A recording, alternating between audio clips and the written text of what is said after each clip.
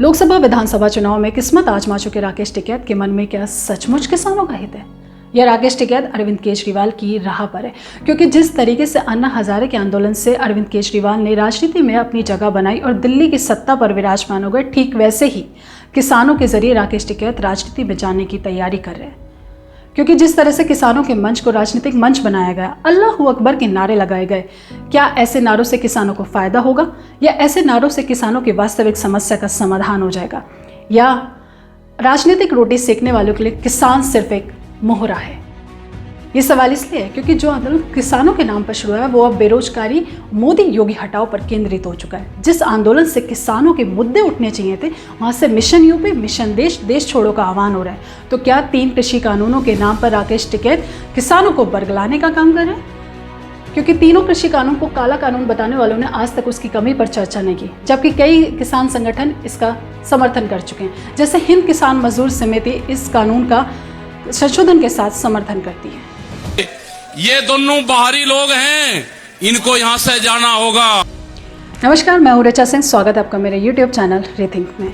यहाँ पर उस खबर को रीथिंक करते हैं जो आपसे जुड़ी है। कहीं पे निगाहें और कहीं पे निशाना, ये इस गाने की लाइन राकेश टिकैत पर बिल्कुल सटीक बैठती है, क्योंकि नाम किसान आंदोलन है लेकिन मकसद तो कुछ और ही है।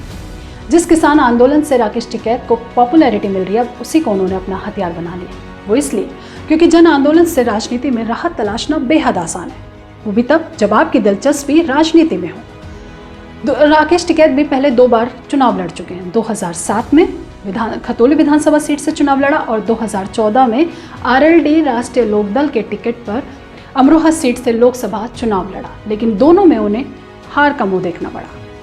ऐसे में मौका परस्त लोगों के लिए किसान आंदोलन मौका भी है और नौजवानों को बेरोजगारी का झुंझुना देकर गुमराह करने का रास्ता भी। यहाँ का नौजवान बेरोजगार है, उसको उठना पड़ेगा, आंदोलन का रास्ता पकड़ना पड़ेगा। दिल्ली में आप लोगों को आना पड़ेगा, आपको ट्रेन के माध्यम से, आप दूसरे माध्यम से आप दिल्ली आओ। दिल्ली में लड़ाई जारी है, दिल्ली में आंदोलन जारी। चलिए अब मैं आपको राकेश टिकैत के अंदर अचानक उमड़े देश प्रेम के बारे में बताती हूँ, लेकिन उससे पहले आप ये सुनिए, क्योंकि राकेश टिकैत ने देश के लोगों को जागरूक करने का बीड़ा जो उठाया है। गाँव में, अपने खेत में, अपने घर पे सब गणतंत्र दिवस उसमें मनाएगा। यहाँ पे भी मनाएंगे, स्टेज पे। यहाँ पे स्टेज पे भी कल रहेंगे आप? नहीं, हम तो उत्तराखंड में रहेंगे। मिशन उत्तराखंड था, मिशन उत्तर मतलब 15 तारीख को तो बकस दो, 15 अगस्त है, 15 अगस्त को मिशन उत्तराखंड है। मतलब गणतंत्र दिवस को भी पार्टी से जोड़ कर देख रहे हैं। इसको तो रहने दो, तिरंगा झंडा तो सबका है, इसे पार्टी का झंडा मत बनाओ। अब आप खुद सोच सकते हैं, जिन्हें स्वतंत्रता दिवस और गणतंत्र दिवस के बीच का अंतर नहीं पता, वो देश के लोगों को जागरूक करने के लिए निकले। जागरूक कर रहे हैं या गुमराह, अब आप ये खुद ही समझ लीजिए। अभी हाल ही में हमीरपुर में हुई किसान पंचायत के दौरान राकेश टिकैत लोगों को एक नया ज्ञान देते नजर आए। उन्होंने कहा कि लाल किले को मोदी सरकार ने डालमिया ग्रुप को बेच दिया है। लाल किला डालमिया को बेच दिया, इनका लाल किला नहीं है। लाल किले पे अगर 2 दिन के लिए भारत सरकार देती है झंडा फहराने के लिए, तो डालमिया को किराया देना पड़ता है। राकेश टिकैत की बात सुनकर लगता है कि उन्होंने होमवर्क भी पूरी तरीके से ठीक नहीं किया और निकल पड़े लोगों को गुमराह करने के लिए। कैसे आधी अधूरी और गलत जानकारी देकर लोगों के दिमाग को कैसे हाईजैक किया जा रहा है, ये समझने वाली बात है। जबकि हकीकत ये है कि एडॉप्ट ए हेरिटेज स्कीम के तहत सरकार ने लाल किले की जिम्मेदारी डालमिया ग्रुप को सौंपी हुई।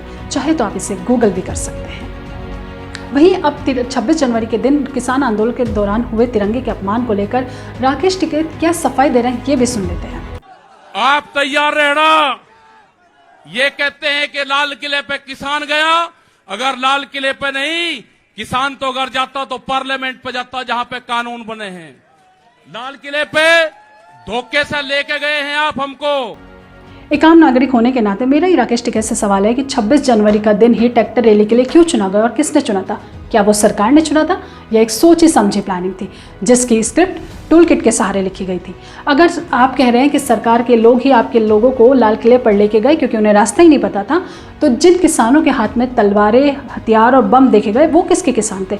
अगर आंदोलन आपका था, किसान आपके थे, तो खालिस्तान का झंडा लगाने वाले कौन थे? इसलिए बरगलाना बंद कीजिए। 15 अगस्त और 26 जनवरी का दिन हमें ऐसे ही नहीं मिला। 7 लाख क्रांतिकारियों के बलिदान के बाद हमें ये दिन नसीब हुआ है।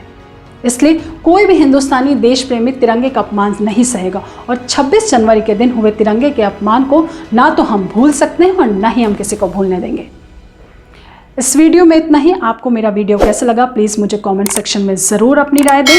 साथ ही अगर आपको ये वीडियो पसंद आया तो सब्सक्राइब और लाइक और शेयर करना ना भूलें। जय हिंद।